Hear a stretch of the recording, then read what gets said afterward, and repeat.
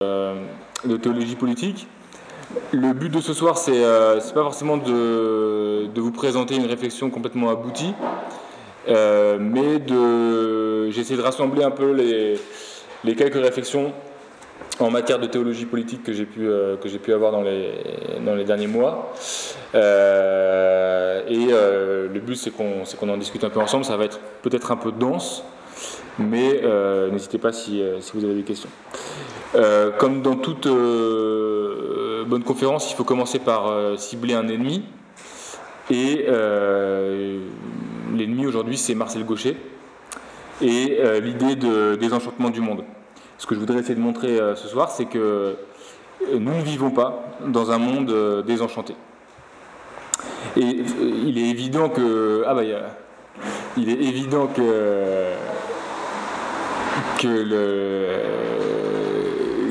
l'Église catholique et que les religions de manière générale ont une influence réduite, et par certains aspects c'est tant mieux, mais il subsiste des catégories théologiques qui animent encore la manière qu'on a de penser la politique. Les religions ont disparu, mais le religieux, voire le magique, n'a pas disparu. En fait, pour illustrer ça, on peut penser par exemple à la catégorie de gouvernement, qui est une catégorie à l'origine élaborée au sein de la théologie trinitaire. Alors évidemment, ça avait été élaboré avant un petit peu par Aristote ou par le pseudo-Aristote dans l'économie, mais ça a été vraiment conceptualisé fortement dans la théologie trinitaire. Et il y a un autre concept qui est le concept de ministre, qui de même est un concept théologique au départ. Si ces questions vous intéressent, je vous conseille le livre de Michel Foucault qui s'appelle Sécurité, territoire, population, qui est un peu long, c'est un peu érudit, mais il y a des petits passages très suggestifs en la matière. On peut aussi penser que le monde politique, même le monde médiatique dans lequel on se trouve, est à certains égards une parodie de mythes théologiques. Que l'on songe par exemple au mythe de l'homme providentiel, qui est vraiment structurant dans les représentations politiques, jusqu'à évidemment ce dont on avait beaucoup parlé dans la dernière campagne, c'est-à-dire Macron qui se présente en Christ, levant les yeux au ciel, les bras écartés, en pleine gloire, quoi. Macron, corps glorieux du président. Donc, ce qui est important de comprendre, c'est qu'il ne s'agit pas, avec la théologie politique, de théologiser la politique. Il ne s'agit pas de dire la politique c'est bien, mais il y a la théologie, et puis on va mettre un peu de théologie dans la politique. Il s'agit au contraire de reconnaître qu'il y a dans toute politique des structures qui sont des structures analogues aux structures théologiques, des concepts qui sont des concepts analogues aux concepts théologiques. Et donc la question que je voudrais poser, c'est que faire de cette présence du théologique dans le politique? Est-ce que le théologique est à bannir du politique pour parvenir à une véritable politique purifiée, parfaitement sécularisée? En fait, je ne pense pas, pour une raison simple, c'est que d'abord, ça serait penser que l'idée de théologie politique serait l'idée qu'il y aurait la théologie d'une part, la politique, et que la théologie agirait sur la politique. Alors que c'est pas du tout ça dans la théologie politique de Carl Schmitt dont je parlerai tout à l'heure. Il s'agit vraiment de deux structures, de deux conceptualités, de deux manières de penser qui sont parallèles. Et Schmitt note une analogie entre les deux. Donc il ne s'agit pas de... Enfin, c'est pas possible du coup de supprimer la théologie. En fait, par essence, pour lui, la politique est analogue à la théologie. Et en plus, en fait, si on examine un peu les premiers textes politiques, par exemple les politiques d'Aristote, on se rend compte que même avant la période chrétienne, disons, de l'histoire de l'Occident, il y avait du théologique dans la politique. Par exemple, la manière dont Aristote pense la cité antique est analogue à la manière dont il pense Dieu. Pour Aristote, la cité doit parvenir à une forme de contemplation d'elle-même, à une forme d'autoconnaissance immédiate d'elle-même. De même que dans sa métaphysique, Dieu se connaît lui-même immédiatement de toute éternité. Donc il y a dès Aristote en fait une théologie politique. C'est pas ce que dit Carl Schmitt, c'est ce que je dis moi, et je le démontre dans ma thèse, si ça vous intéresse. Donc en fait, mon problème c'est de savoir si on admet que le politique et le théologique sont des structures parentes, des structures analogues, que se passe-t-il? Enfin, quel type de politique peut-on penser à partir d'une théologie catholique? En quoi est-ce que la théologie catholique peut inspirer, peut être une source d'imagination pour élaborer une politique nouvelle? Donc ça ne veut pas dire qu'on ferait une théocratie, que ce serait l'Église qui prendrait le pouvoir. Ça veut dire que la théologie est conçue comme source d'inspiration du discours politique. En quoi les concepts théologiques peuvent-ils inspirer l'action politique? Alors, premier temps, je voudrais, parce que je pense que tout le monde connaît, vous ne connaissez pas tous la théologie politique de Carl Schmitt, donc je vous ai donné un petit exemplier, vous faire un petit résumé de la situation. La thèse fondamentale, c'est celle d'une identité de structure entre l'État et Dieu. Donc c'est la première citation que je vous ai mise sur l'exemplier. Donc l'idée, c'est que la manière dont on conçoit Dieu et la manière dont on conçoit l'État sont analogues. Il y a une analogie entre l'État et Dieu. Donc on va lire ensemble la petite citation. C'est la première de votre exemplier. Je vous la lis. Donc c'est vraiment une citation hyper connue. Tous les concepts prégnants de la théorie moderne de l'État sont des concepts théologiques sécularisés. Tous les concepts prégnants de la théorie moderne de l'État sont des concepts théologiques sécularisés. Et c'est vrai de leur structure systématique, dont la connaissance est nécessaire pour une analyse sociologique de ces concepts.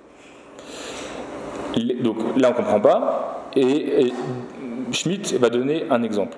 L'état d'exception a pour le droit la même signification que le miracle pour la théologie. Alors, qu'est-ce que ça veut dire? Donc l'état d'exception, vous savez tout ce que c'est, on vit sous le coup de l'état d'exception, c'est la possibilité pour l'État d'intervenir dans le champ social en marge des lois. Vous voyez ou pas? Donc ce qu'on a vu par exemple avec les assignations en résidence, la possibilité pour la police d'intervenir de son propre chef, ça veut dire que l'État peut intervenir de son propre chef sans passer par le juge et donc sans passer par la loi. Donc ça veut dire que l'État est dans cette situation paradoxale d'être à la fois le garant du législatif, de la loi, et en même temps, parce qu'il est garant de la loi, il peut intervenir en marge de la loi. Vous voyez la logique? Or, il en va de même pour Dieu. Dieu est à la fois celui qui crée les lois naturelles et qui, par conséquent, peut intervenir dans la nature en marge de ces lois. Et donc, c'est ce qu'on appelle le miracle. Vous voyez? Donc, le miracle, enfin, est-ce que Philippe, par exemple, peut faire un miracle? Ben non, il ne peut pas, parce que ce n'est pas lui qui a créé les lois de la nature. Celui qui peut faire un miracle, c'est celui qui a créé les lois de la nature. Donc, ça veut dire que Dieu est à la fois garant, fondement des lois naturelles, et en même temps, précisément pour cette raison, il peut y déroger. Vous voyez? Donc il y a une homologie, une analogie entre le niveau théologique et le niveau politique. Donc, du coup, la question, c'est que serait une conception chrétienne, voire catholique, de l'État? Que serait un État qui serait à la fois, si on prend une petite théologie de base, une petite théologie chrétienne de base, que serait un État qui serait simultanément un et multiple, qui serait simultanément souverain et serviteur, qui serait simultanément transcendant et immanent, qui serait simultanément divin et humain. Car en effet, le Dieu chrétien n'est pas seulement un, il est aussi trine, il est aussi trois. Il n'est pas seulement Seigneur, il est aussi crucifié. donc serviteur dans sa fine extrémité. Il n'est pas seulement Dieu, il s'est fait homme. Donc, ça veut dire que si on veut penser une politique en s'inspirant de la théologie chrétienne, il faut intégrer ce qui définit la théologie chrétienne. Et en particulier, il faut intégrer la théologie trinitaire. Alors, quelques éléments pour penser un État sur le modèle trinitaire. Donc ça veut dire un État qui s'inspirerait du modèle trinitaire. Le premier point, et c'est le seul point que je vais développer, c'est de refuser l'unité, le type d'unité inhérente à l'État moderne. L'État moderne, il est défini comme neutralisation de la société. Je vous ai mis une petite citation de Carl Schmitt. Est-ce qu'il reste un texte qui est extraite de Neutralité et neutralisation. Donc c'est une petite citation, c'est la deuxième de l'exemplier, qui définit l'action de l'État. L'histoire de la formation de l'État en Europe est bien l'histoire de la neutralisation des contrastes confessionnels, sociaux et autres au sein de l'État. Donc pour Schmitt, le mode d'action de l'État moderne consiste à unifier une société en y faisant disparaître toutes les différences éthiques, en neutralisant le plus possible les différences éthiques. Et donc, en quelque sorte, en homogénéisant, si vous voulez, la société. D'accord ? Alors, ce qui est intéressant, c'est que donc, Schmitt, je vous en fais une biographie succincte, est un auteur qui soutenait le régime nazi. Donc c'est pas un auteur, c'est pas un auteur très recommandable, et c'est un auteur, voilà, disons, d'extrême droite. Et ce qui est intéressant, c'est qu'il est lu par des auteurs qui sont un tout petit peu plus à gauche que l'extrême gauche. Et donc je vous ai mis une petite citation absolument magnifique d'une revue qui s'appelle la revue Tikkun, qui est une revue post-situationniste, comme on dit, qui commente la citation de Schmitt. Elle est un peu longue, on va la lire. Donc, et en fait, ce qui est hyper intéressant, c'est que cette citation, qui est donc extraite de Contribution à la guerre en cours, elle définit le rapport que l'État moderne entretient avec la religion. Donc, venant d'un courant libertaire, c'est plutôt passionnant. L'État moderne périme les religions parce qu'il prend leur relève au chevet du plus atavique fantasme de la métaphysique, celui de l'un. Donc l'État moderne essaie d'unifier en neutralisant le plus possible la société, et c'est la raison pour laquelle elle fait la guerre aux religions. Car les religions introduisent du multiple dans la société. Dorénavant, donc je poursuis, dorénavant, l'ordre du monde, qui de lui-même se dérobe, devra sans cesse être rétabli, à toute force maintenu. La police et la publicité seront les moyens rien moins que fictifs que l'État moderne mettra au service de la survie artificielle de la fiction de l'un. Toute sa réalité se condensera dans ces moyens, par quoi il veillera au maintien de l'ordre, mais d'un ordre extérieur, public, à présent. Aussi, tous les arguments qu'il fera valoir en sa faveur se ramèneront finalement à celui-ci, hors de moi, le désordre. Mais hors de lui, non le désordre, hors de lui, une multiplicité d'ordres. Ça, c'est vraiment important. La critique que font les membres de la revue Tikkun à la théorie de l'État moderne, c'est que l'État moderne prétend qu'il est le seul garant de l'ordre, mais en réalité, il n'assure pas l'ordre en tant que tel, mais il assure l'unité, l'homogénéité de la société. Et pour eux, subsiste sans l'État moderne, non pas le désordre, mais une multiplicité d'ordres. On pourrait d'ailleurs prolonger la remarque sur l'ordre politique de Tikkun par une remarque que fait Bergson dans L'évolution créatrice. Il dit en fait, il y a deux manières de concevoir l'ordre. Bah oui, si vous dites, moi, je veux défendre l'ordre en politique. Lui, il fait une remarque qui n'est pas d'ordre politique, qui est d'ordre métaphysique. Il dit, en fait, il y a deux types d'ordre. Il y a l'ordre de la raison et l'ordre de la vie.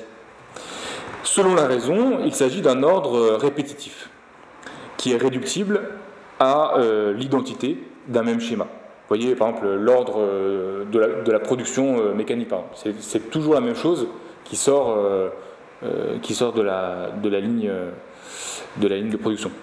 Donc c'est toujours le même schéma. On peut toujours revenir au fondement initial.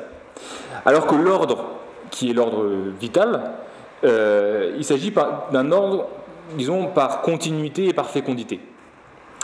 L'ordre rationnel, c'est celui de la prévision. Et il est vérifié par sa conformité au principe initial. L'ordre vital, lui, il est celui de la profusion. Et il est vérifié par sa fécondité. Vous voyez, par exemple, ça se vérifie très bien, je vois qu'il y a un docteur dans la salle, ça se vérifie très bien par la reproduction, par exemple. Le fait qu'il y ait un ordre dans le vivant n'implique aucune identité absolue des êtres vivants entre eux. Vous voyez, enfin, mes enfants, par exemple, ils ne me ressemblent pas forcément. Enfin, ils me ressemblent un peu, mais l'ordre progresse par une différenciation progressive. Plus on s'éloigne et plus les différences sont grandes. Et ça n'empêche pas que les organismes soient stables. Bien au contraire. S'ils étaient tous identiques, je pense que ça poserait des gros problèmes. Donc l'ordre rationnel, c'est l'ordre de l'identique. L'ordre vital, c'est l'ordre de la différence. Donc, je vous dis ça pour vous dire que quand on dit qu'on veut défendre l'ordre en politique, il faut bien savoir de quel type d'ordre on parle. Est-ce qu'on veut défendre l'ordre très rationaliste du calcul rationnel, ou bien celui plus vitaliste de la diffusion d'un élan vital? Et donc, est-ce qu'on veut défendre une homogénéité politique, sociale, ou est-ce qu'on veut défendre une vitalité politique? En fait, il faudrait raffiner un peu tout ça. Parce que Schmitt ne dit pas exactement qu'il y a une analogie entre Dieu et l'État. Il dit plus précisément qu'il y a une analogie entre le niveau théologique et le niveau politique. Car pour lui, il peut y avoir de la politique sans État et de la théologie ou du religieux sans Dieu. Donc ce qui définit pour lui la politique, peut-être que certains d'entre vous le savent, c'est le rapport ami-ennemi. Il y a politique dès que surgit le rapport entre un ami et un ennemi. Et la politique, c'est essentiellement ça pour Schmitt. Il peut donc y avoir politique sans qu'il y ait État. Donc, faire de la politique, c'est désigner l'ennemi. Donc la question précise qu'on peut poser à partir de là, c'est de savoir quel rapport ami-ennemi on peut définir d'un point de vue chrétien. Évidemment, c'est un point dont on entend souvent parler dans certains discours. Le Christ ne dit pas « n'ayez pas d'ennemis ». Donc pour ceux qui sont adeptes de Carl Schmitt, ils sont contents, parce que s'il disait « n'ayez pas d'ennemis », ça voudrait dire qu'il ne faudrait pas faire de politique. Mais il dit par contre « aimez vos ennemis ».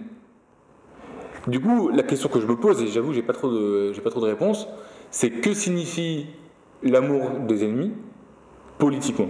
On voit bien ce que ça veut dire spirituellement, on voit bien ce que ça veut dire moralement, mais qu'est-ce que ça veut dire politiquement? Et j'avoue qu'à part des réponses d'une mièvrerie confondante, j'ai pas encore trouvé. J'ai pas encore trouvé mieux que ces réponses de ces cathos sympas dont parle Michel Houellebecq. Donc si vous avez une solution, vous me direz.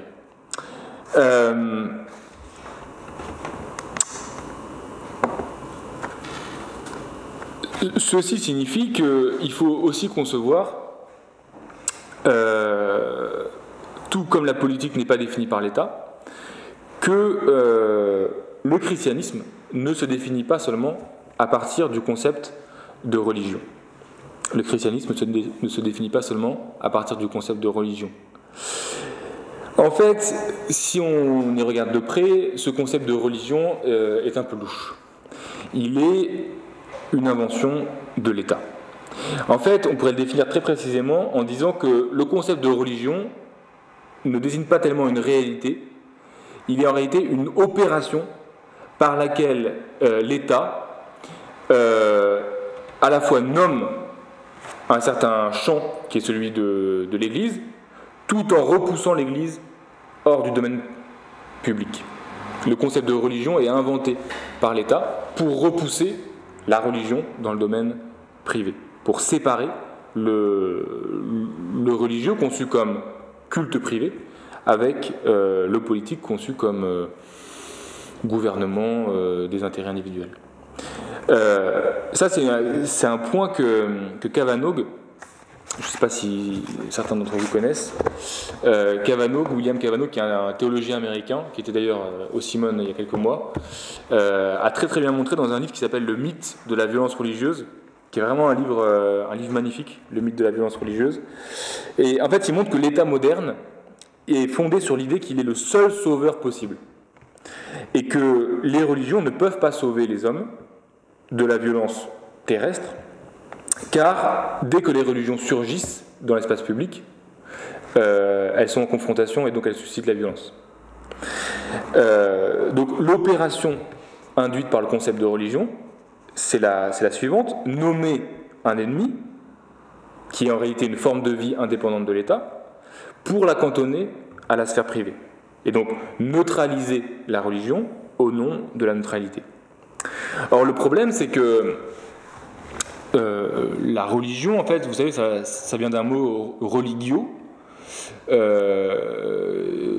ne vais pas en faire de l'étymologie parce qu'elle est souvent vaseuse, l'étymologie de religio, mais ça définit surtout une vertu, qui est une vertu dont on parle plus trop, qui est la vertu de piété. Donc c'est grosso modo la vertu du culte, en fait. C'est l'assiduité au culte. Et donc, le problème, c'est que cette vertu de religio, premièrement, elle a déjà pour l'Église un aspect public. Elle a même un aspect cosmique. La vertu de piété consiste à participer à l'intégralité de la création. Donc elle n'est vraiment pas limitée à la sphère privée. Et en plus, le problème, c'est que la vertu de religio n'est pas du tout le tout de la vie chrétienne. Elle est un aspect de la forme de vie chrétienne. Et la forme de vie chrétienne serait amputée si elle était réduite à la pure piété. Pour un milliard de raisons, dont on parlera si vous voulez, mais pour une raison fondamentale, c'est que l'Église n'est pas définie par les chrétiens comme religion au départ, elle est définie comme un certain type de communauté. Le premier nom de l'Église, il y a un jésuite lyonnais qui était d'ailleurs en face de moi à la bibliothèque tout à l'heure, le premier nom de l'Église, rappelle ce jésuite, c'est fraternité. Alors c'est un mot qui est complètement galvaudé, mais ça veut dire quoi? Ça veut dire que être chrétien, c'est d'abord participer à une certaine communauté. Donc ça veut dire que le christianisme n'est pas défini d'abord par un culte, mais d'abord comme la participation à une ecclésia, à une assemblée. Et notez d'ailleurs que ce mot ecclésia, il est passionnant. Je ne suis pas du tout spécialiste de la question, mais en tant que philosophe, je peux faire une petite remarque. C'est que on a choisi ce mot ecclésia, qui veut dire assemblée, et pas un autre mot, qui est le mot polis, qui veut dire la cité. On aurait pu dire que les chrétiens formaient une cité. Et donc ils étaient une organisation comme les autres, et donc ils auraient très bien pu être appelés polis. Et on a choisi ecclésia, et ecclésia chez Hérodote et surtout chez Aristote, ça désigne une assemblée pré-politique.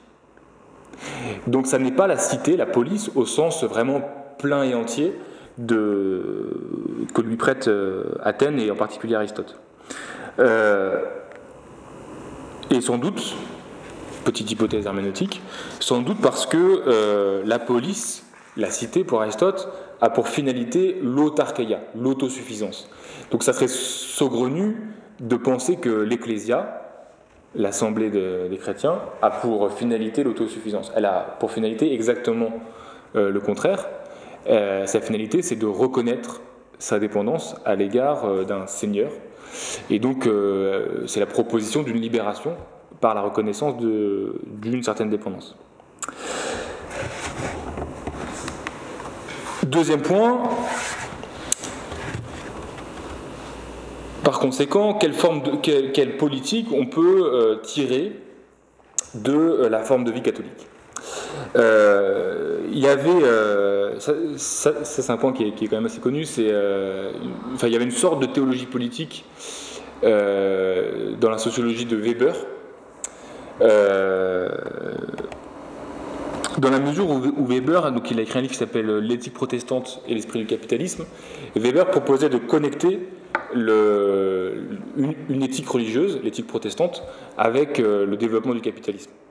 C'était une sorte de théologie politique plus audacieuse que celle de Schmitt, puisqu'elle ne disait pas seulement qu'il y avait une analogie entre le niveau théologique et le niveau politique, elle disait qu'en fait, la manière dont on concevait l'existence chez les protestants, chez certains types de protestants, prédisposait au développement du capitalisme. Et donc il y a une sorte de causalité, là, plus qu'une analogie, entre le niveau théologique et le niveau politique. L'éthique protestante serait pour lui le creuset du capitalisme, dans la mesure où elle implique une rationalisation maximale de son existence. Et donc on a avec l'éthique protestante la naissance de la figure de l'entrepreneur capitaliste qui va rationaliser le plus possible, pas seulement son existence, mais plus fondamentalement tout le système de production. Donc, si on part de ce point, la question c'est de savoir, si on part d'une autre éthique qui serait une éthique catholique, quelle politique ou quel même système économique pourrait être induit. Alors j'ai évidemment pas une réponse complète, mais je voudrais vous proposer 3 points, 3 éléments de réflexion. Le premier point, c'est que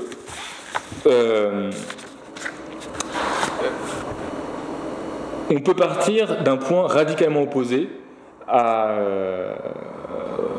l'éthique protestante telle qu'elle est définie par Weber, c'est-à-dire par la volonté de tout calculer, de tout prévoir, de tout rationaliser, à partir d'un point qu'on trouve dans l'Évangile et qu'on a appelé la sainte indifférence. Je ne sais pas si vous connaissez.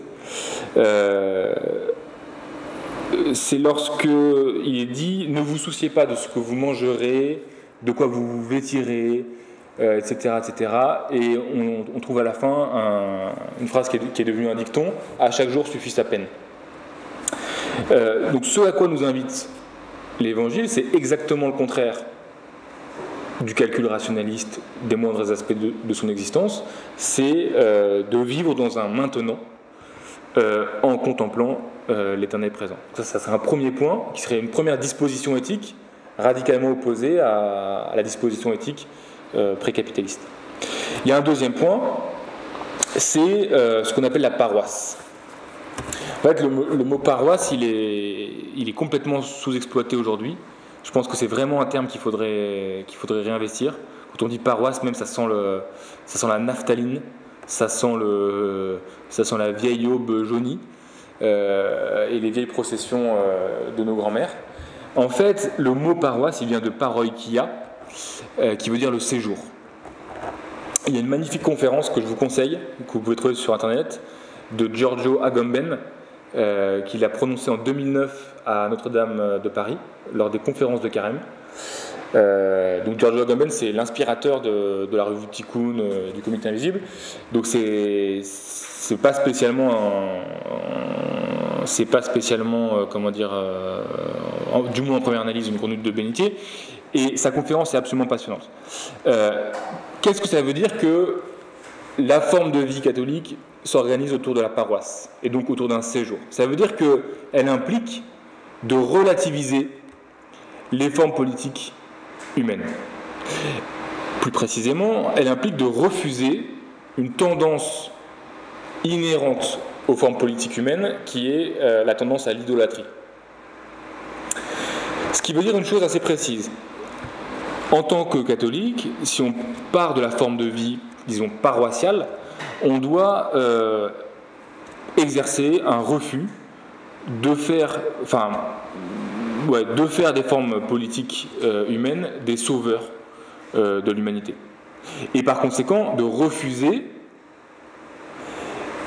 d'estimer qu'il faut sauver à tout prix ces formes politiques.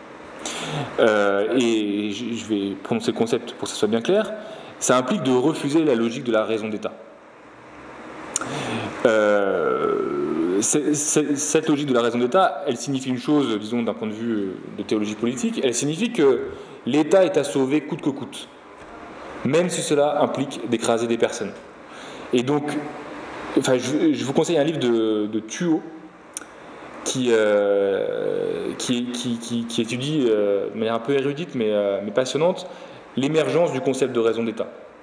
Et en fait, c'est une émergence fortement empreinte de débat théologique. Et Thuot décrit l'opposition de certains catholiques à l'émergence de la notion d'État, qui a été fortement développée par un cardinal, le cardinal de Richelieu. Et je pense qu'il y a vraiment un énorme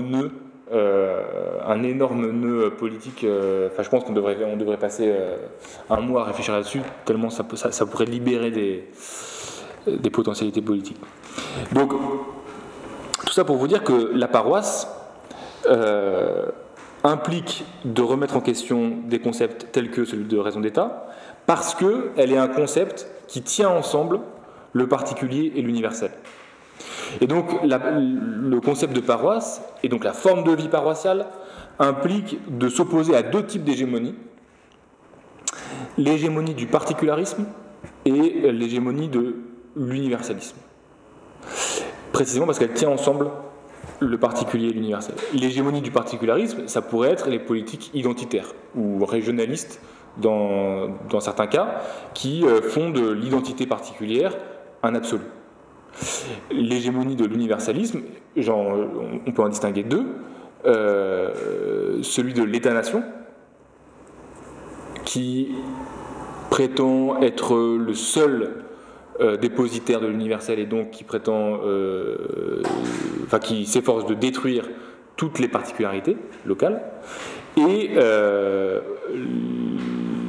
deuxième type d'universalisme, ce qu'on pourrait appeler la mondialisation ou le mondialisme, pourquoi pas, employons ce terme facile, qui là aussi s'efforce de réduire la surface du globe à une même identité vague, à une même souveraineté vague. Voilà. Dans les deux cas, dans l'hégémonie du particularisme et dans l'hégémonie de l'universalisme, on refuse le multiple, au nom de la belle unité monolithique qui serait la seule garante de l'ordre. Donc on refuse les ordres pour homogénéiser la totalité, soit locale, soit nationale, soit globale, dans une belle homogénéité. Alors, du coup, ça fixe une tâche. Ça fixe une tâche aux paroissiens, si on comprend le terme de paroisse dans une acception stricte, qui serait de compliquer le monde.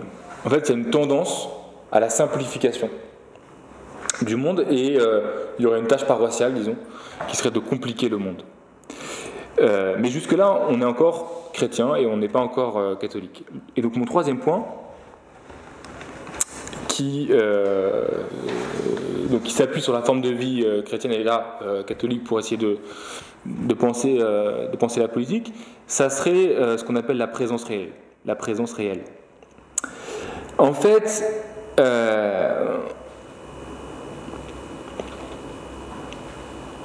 le calcul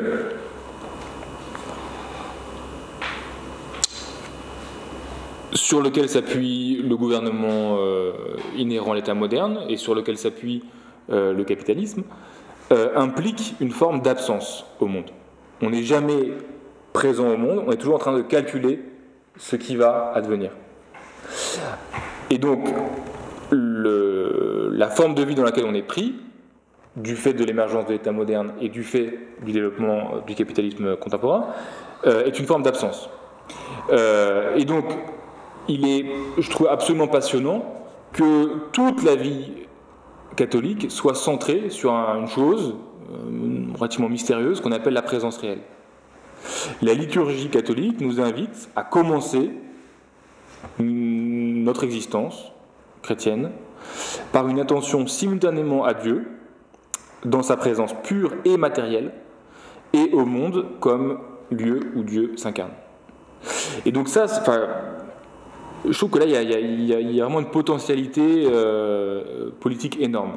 Surtout, si on lit une phrase magnifique du Comité Invisible à nos amis, qui est la phrase qui est la dernière phrase, vous voyez, j'ai sauté un peu des passages, qui est la dernière phrase de l'exemplier.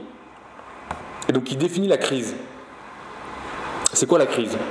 Je pense qu'on est tous pareils ici. Depuis qu'on est né, on nous dit que c'est la crise, quoi. Donc eux, ils essaient de définir précisément ce que c'est la crise. La crise n'est pas économique, écologique ou politique. La crise est avant tout celle de la présence. À tel point que le must de la marchandise, l'iPhone et le Hummer, typiquement, consiste dans un appareillage sophistiqué de l'absence. Un appareillage sophistiqué de l'absence. Donc, pour eux, ce qui fait vraiment crise, ce qui est vraiment en crise aujourd'hui, c'est que nous vivons dans des dispositifs qui sont, disent-ils, des appareillages sophistiqués de l'absence. Ça veut dire qu'on manque notre présence au monde. Et donc il est absolument passionnant que la forme de vie catholique commence par l'attention à la présence réelle. Et donc, la question que je me pose, vous voyez, je vous déploie pas un système, la question que je me pose, c'est de savoir qu'est-ce que ça peut impliquer comme mode de présence politique que de partir de la présence réelle. Le troisième et dernier point que je voudrais développer, c'est un concept théologique qui est le concept de communion, qui peut servir de point de départ à une réflexion politique. Je voudrais aborder 2-3 petits points. Le premier point, c'est que si on dit que l'État est l'analogue de Dieu, ou que la politique comporte une identité de structure avec le théologique ou la théologie, comment penser la politique d'un point de vue catholique ? Donc, je le redis, parce que je ne voudrais pas qu'il y ait d'ambiguïté, je n'ai pas dit comment penser un État catholique. Surtout pas. Ça serait en fait un peu bizarre même de penser que l'État peut être la source de la communion. Enfin, ce à quoi on aspire, c'est la communion. Ça serait bizarre de penser que l'État pourrait en être le fondement. Alors, c'est quoi la communion ? En fait, c'est un concept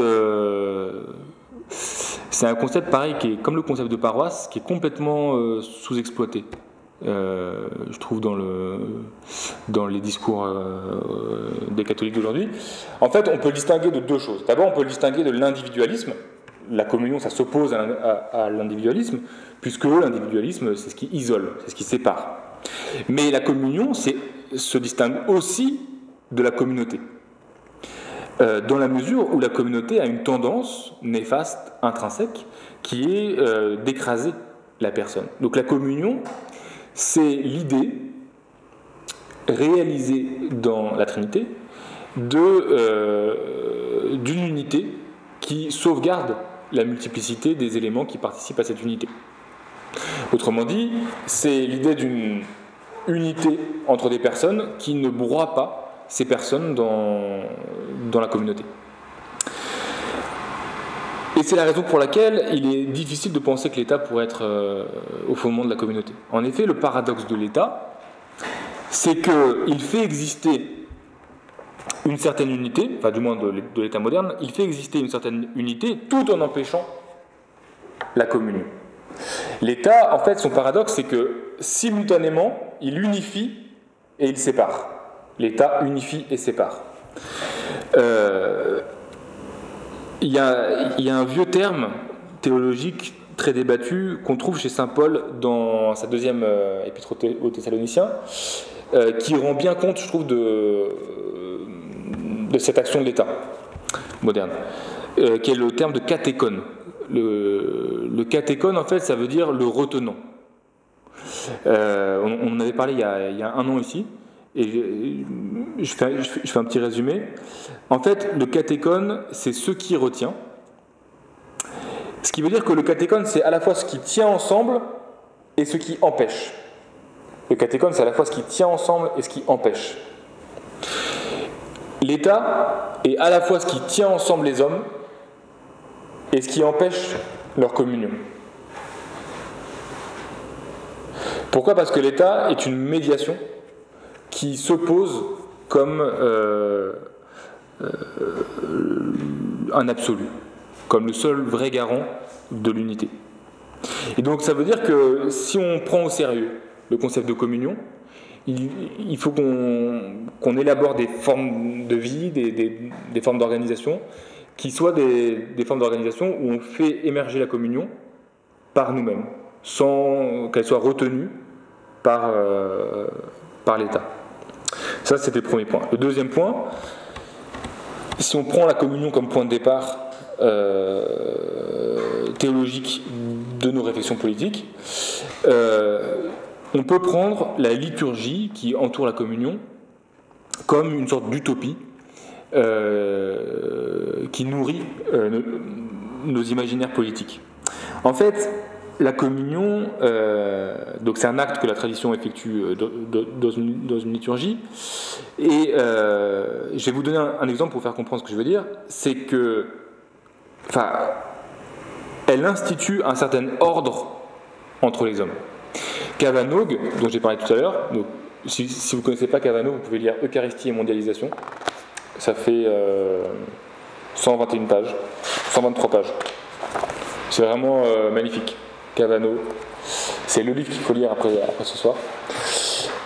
Cavanaugh, en fait, il raconte une histoire dans un autre livre qui s'appelle Torture et Eucharistie. Il raconte une histoire sous la dictature de Pinochet, un acte de résistance des évêques. Cet acte de résistance, il est un peu bizarre, mais en fait, quand on y réfléchit, il veut dire vraiment beaucoup de choses. En fait, on avait demandé aux évêques de cesser de célébrer une seule messe le dimanche et d'en célébrer deux. Une pour les pauvres, une pour les riches. Une pour les opprimés, une pour les dominants. Et l'acte de résistance des évêques a consisté à refuser de célébrer deux messes en n'en célébrant qu'une seule.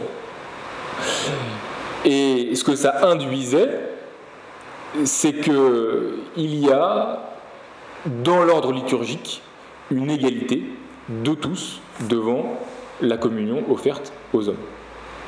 Autrement dit, l'espace liturgique est un espace égalitaire. Et un espace égalitaire qui produit, on voit dans l'exemple donné par Cavanaugh, qui produit des effets politiques.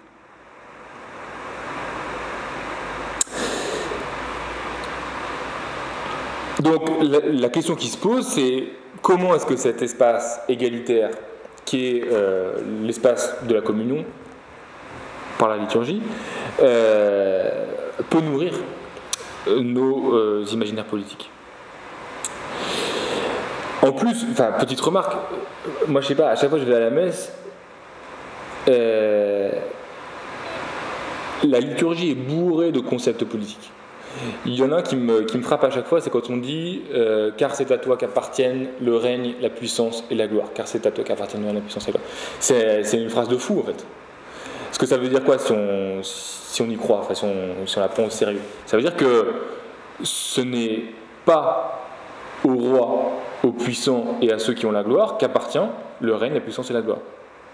Autrement dit, les rois, les puissants et les glorieux ne sont que des dépositaires de ces attributs. Et par conséquent, ils ont à rendre des comptes de ces attributs dont ils sont les dépositaires. Ils sont relatifs. Et donc c'est ce qui fait qu'on peut concevoir l'Église ou la forme de vie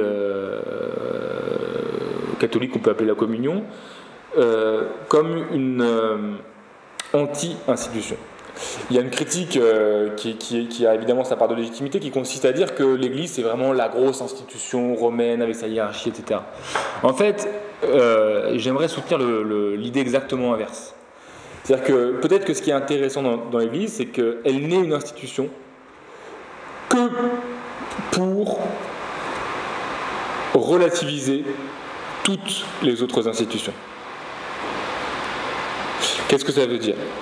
Ça veut dire que ce qui est intéressant dans l'Église catholique, c'est pas qu'elle est un autre État, et encore moins un État au-dessus des autres États, mais qu'elle est une puissance de destitution de ce que les États ont comme tendance à l'idolâtrie. L'idolâtrie, ça veut dire qu'ils se prennent eux-mêmes pour fin de leur action. Ce qu'on voit très bien aujourd'hui avec la crise des migrants, par exemple.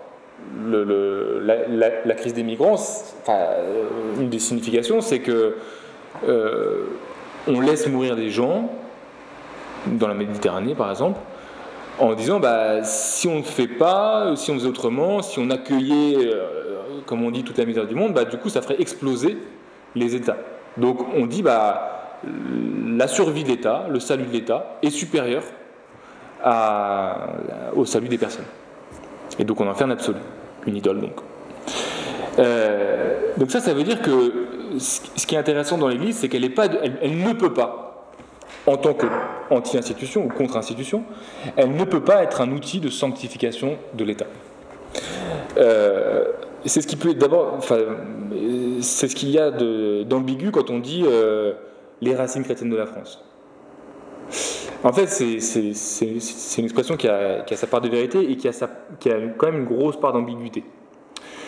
Surtout si on veut dire par là que ça implique qu'il y aurait une espèce de sainteté, non seulement de la France en général, mais des politiques ou de l'État français.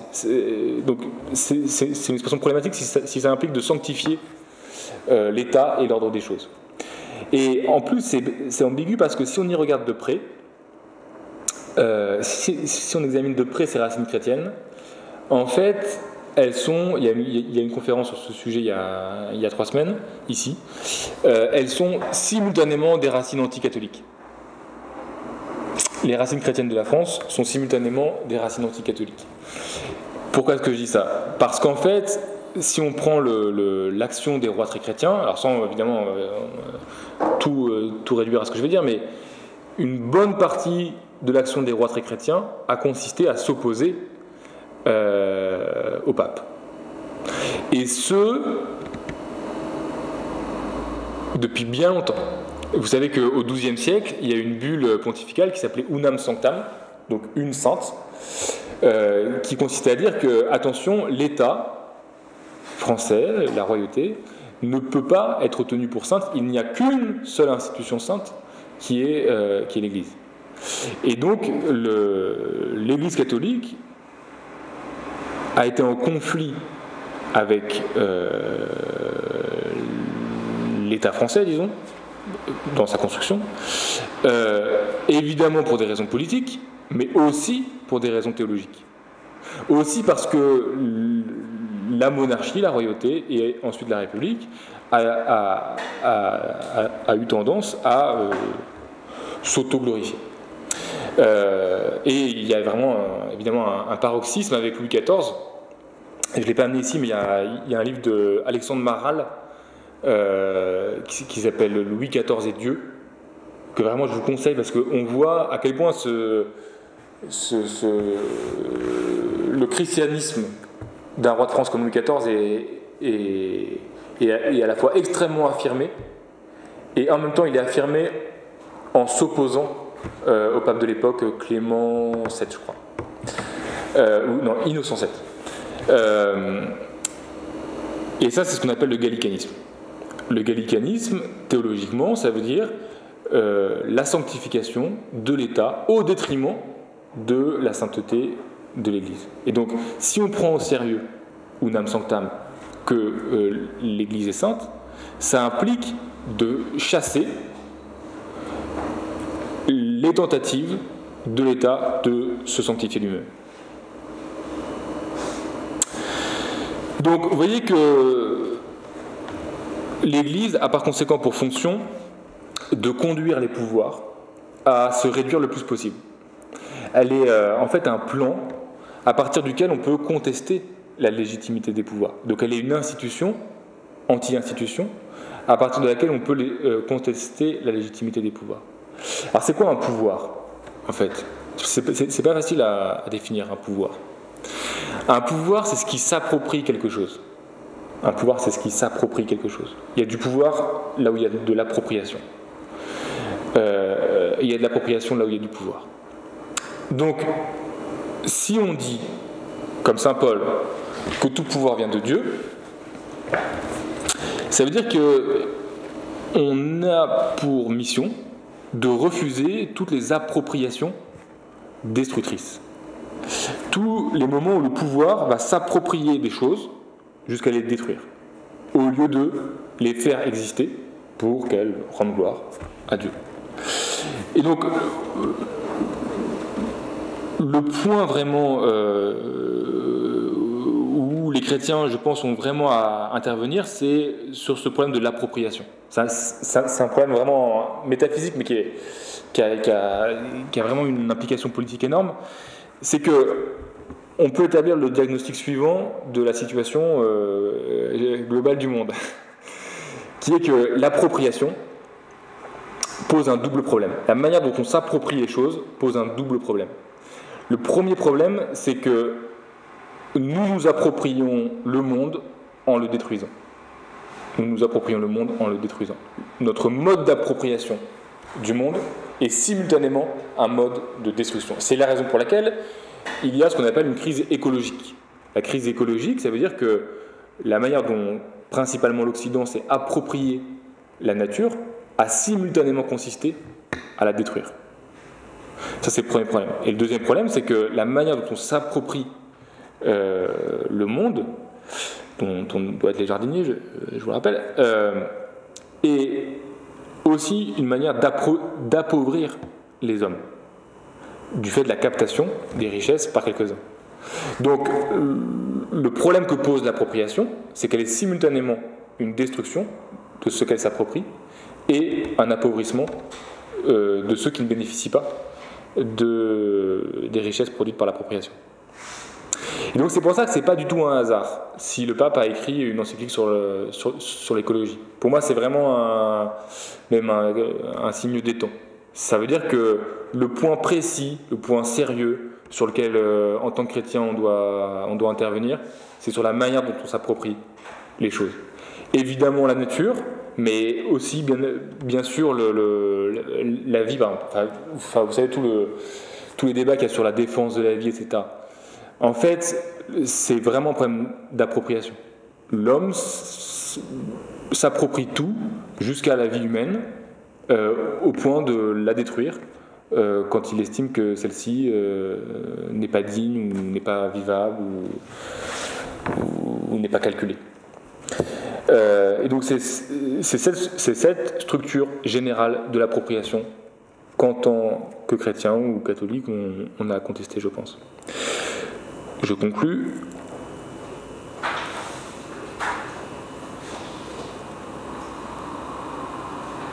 Il y a sans doute un pas à faire de la politique jusqu'à ce qu'on pourrait appeler l'anti-politique.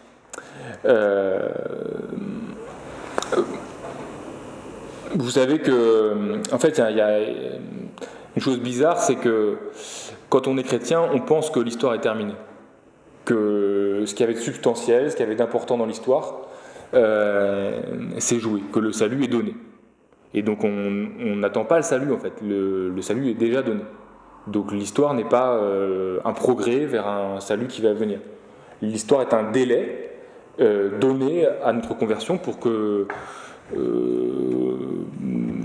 se rende adéquat autant que possible à ce salut qui est déjà donné sur la croix.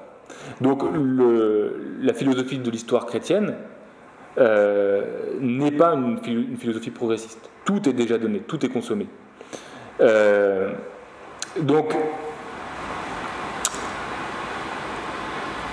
Ça veut dire quoi? Ça veut dire que disons la logique globale de notre combat, c'est d'empêcher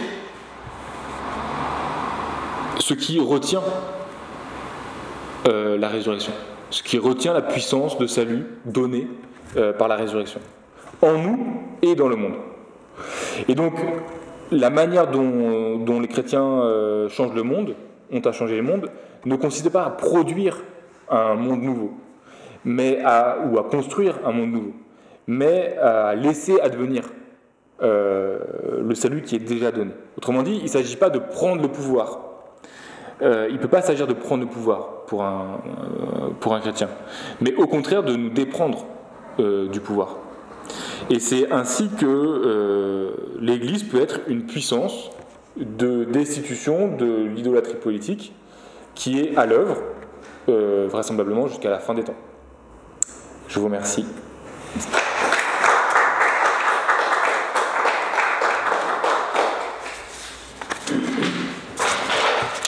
Est-ce que vous avez des questions ?